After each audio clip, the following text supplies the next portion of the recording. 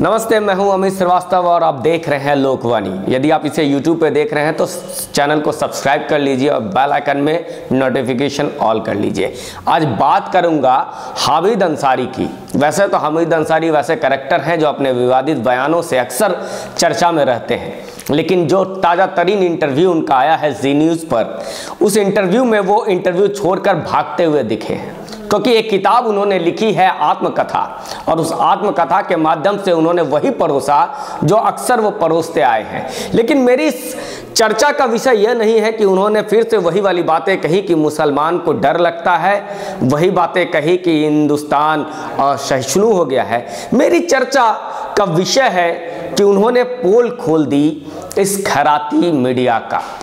आज 70 वर्षों से जो मीडिया का चेहरा रहा है, कैसे मैनेज्ड इंटरव्यू होते थे, कैसे एक किताब को चर्चा परिचर्चा समीक्षा करके उसे बड़ा बनाने की कोशिश की जाती थी, कैसे एक व्यक्ति प्रोपेगेंडा सेट करता था, झूठ और अफवाह फैलाता था, उसकी कॉपी और पेस्ट करते हुए वामपंथी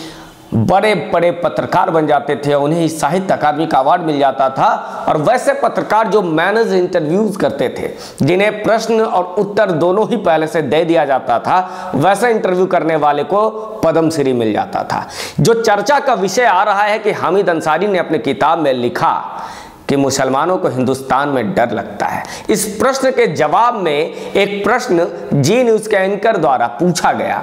कि सर, इसके लिए कोई तथ्य और तर्क है कि मुसलमान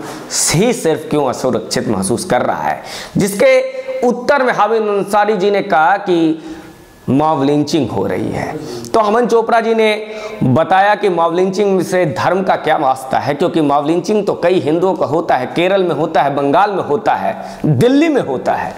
उससे वो बिखरते हुए उन्होंने कहा कि ऐसा लोगों को लगता है, जिसके बाद तथ्य और तर्क के बिना कुतर्क का रास्ता अपनाते हुए हामिद अंसारी बहस पे आ गए। लेकिन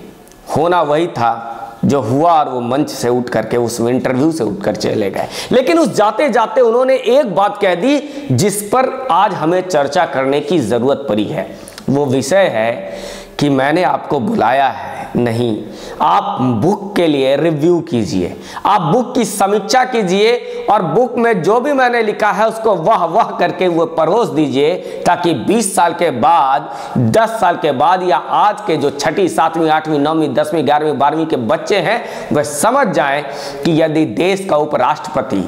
यदि 2 टर्म तक रहने वाला उपराष्ट्रपति, यदि राष्ट्रीय अल्पसंख्यक आयोग का अध्यक्ष, यदि एक मुस्लिम यूनिवर्सिटी का वीसी और एक यूएन का स्थायी मेंबर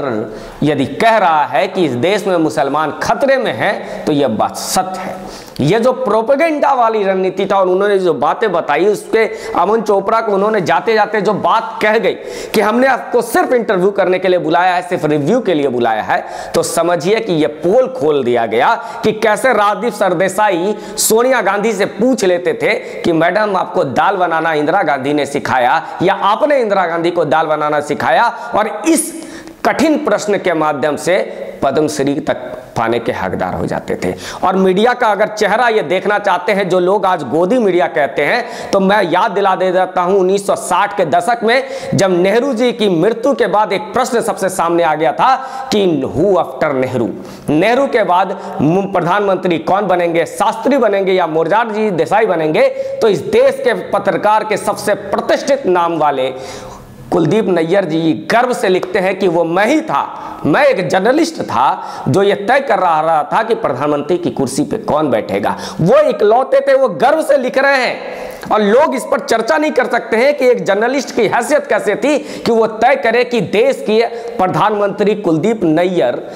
तय करने वाला कौन होता है। कौन होता है कुलदीप नैयर? एक पत्रकार जो मोरारजी देसाई को समझाएगा कि शास्त्री जी को प्रधानमंत्री बनने दो और शास्त्री जी प्रधानमंत्री बन जाएंगे, तो समझ में आएगा कि गोदी मीडिया इस देश में कब से एग्जिस्ट करता था। और 90 के दशक में अगर चलिए, कश्मीर में हिंदुओं के पलायन के वक्त जो चेहरा हमने देखा है, और उसके बाद 90 का दशक का वो दौर जो गोदी मीडिया शब्द रोज रात को 9 बजे प्राइम टाइम पे आके रवीश कुमार जिस मंच से गोदी मीडिया शब्दों का जाप करते हैं, वो 90 टीवी 1990 में महज आधे घंटे के कार्यक्रम से दूरदर्शन पे शुरुआत हुआ और धीरे धीरे उसी के दूरदर्शन के इक्विपमेंट्स को, उनके आदमियों को, उनके स्टाफ को, उसके तकनीक का इस्तेमाल करते हुए एक इतना बड़ा प्लेटफॉर्म बन गया, इतना प्राइवेट न्यूज चैनल बन गया कि उसके 25वां वर्षगांठ राष्ट्रपति भवन में होता है, जहां हिंदुस्तान का वह भवन जिसके पहचान है विश्व में। उस भवन में यदि एक प्राइवेट चैनल का 25वां सालगिरह मनाया जा रहा हो तो समझिए कि गोदी मीडिया कहां से आता था। और खैराती मीडियाओं की अगर बात करें तो जिस एनडीटीवी में आज गोदी मीडिया शब्द का जाप किया जा रहा है, उसमें तीन ऐसे एंकर हैं जिसने ये बताने की प्रयास किया कि मीडिया का चरित्र, चाल और चेहरा कैसा होगा, क्योंकि पीटीआई के चेयरमैन मिस्टर राजदान की बेटी, जिसे पत्रकारिता की पौ पता नहीं था, उसे चीफ एडिटर तक बनाया गया। वैसे दो व्यक्ति, एक क्रिकेटर का बेटा और एक दूरदर्शन के डायरेक्टर की बेटी को एनडीटीवी में रोजगार दे दिया गया, जिसके पास कोई पत्रकारिता की डिग्री नहीं थी। और उन लोगों ने 2002 के दंगे में जब कहा जाता था कि दो समुदाय के बीच में दंगा होता है, तब उसने कहा कि हिंदुओं ने मुसलमानों को मारा। तब समझ में आया कि गोदी मीडिया क्या होता है। और उस राजदीप सरदेसाई पे आज यदि केस हो रहा है, अब वो केस इसलिए हो रहा है कि दिल्ली में जब हिंसा भड़क रही थी, उस दरमियान उसने एक फेक न्यूज चलाया, एक अफवाह फैला करके हिंसा को बढ़ाने का प्रयास किया कि पुलिस की गोली से सर में लगी एक किसान को और किसान की मृत्यु हो गई। यानी एनकाउंटर फॉल्स, और एनकाउंटर की जो सबसे बारीक सिद्धांत है कि किसी को भी आप सर पे गोली नहीं मारेंगे, उस सर के गोली की बात फैला करके हिंसा को और बढ़ाया गया। और यदि इस मामले में उत्तर प्रदेश सरकार अगर कोई केस दर्ज कर रहा है तो आज एनडीटीवी दिन भर रो रहा है कि यह पत्रकारिता पे हमला है। आज वो तमाम लोग जो गोदी मीडिया की जाप कर रहे हैं, वे आज कोशिश कर रहे हैं, जिसमें एडिटर्स गिल्ड ऑफ इंडिया हो या एनडीटीवी हो, द वायर हो, ये बड़े परेशान हैं कि आज पत्रकारिता पे हमला हो रहा है। दरअसल पत्रकारिता का जो स्वरूप आज हामिद अंसारी ने प्रस्तुत किया है, इस बात को मैं आपके समक्ष आकर के यही बताने का प्रयास कर रहा था कि 70 वर्षों की पत्रकारिता जो गोद में बैठी हुई थी किसी एक पार्टी के, एक विचारधारा के, वो अब धीरे धीरे एक्सपोज हो रहे हैं। और हामिद अंसारी के उस विषय पर न जाते हुए कि वो मुसलमानों को